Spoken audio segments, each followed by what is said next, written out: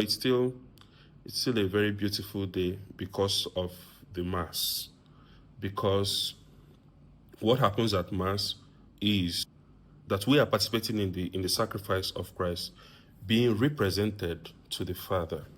That is a really beautiful and powerful thing, because a lot of people think that the Old Testament ritualistic sacrifice has been done away with, but that is not true. Nobody in the New Testament taught that. Christ has fulfilled rather this sacrifice, because all those old sacrifices were prefiguring something greater, something better. So it made sense that if you read the Old Testament where God was declaring that those things were going to be done forever, that it's actually done forever, right?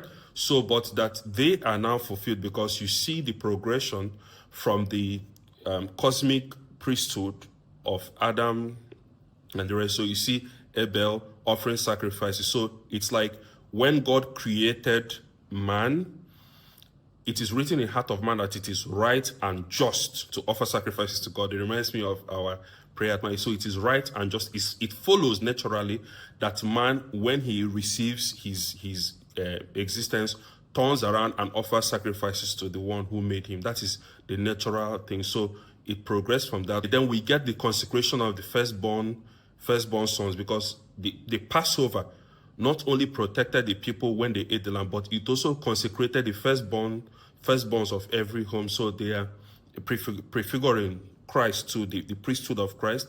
And then we also have the Melchizedek priesthood.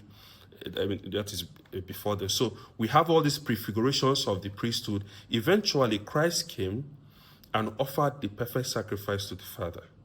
So when we talk about the salvific work of God, people skip over the Passover, the last supper. People skip over that part, but that is a very integral part of the sacrifice of Christ, right?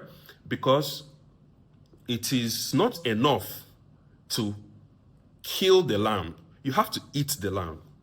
Do you understand? So in the Old Covenant, you can't just kill the lamb, smear the blood on your doorpost, and then throw the lamb. No. You have to eat the lamb. There are prescriptions on how to eat the lamb. It was a liturgical function.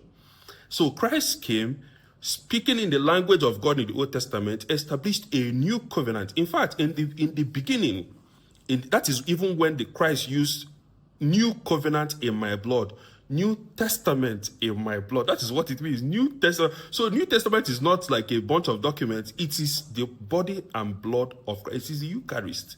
And the early church understood these things without question. Nobody was arguing all these things. But now people have this idea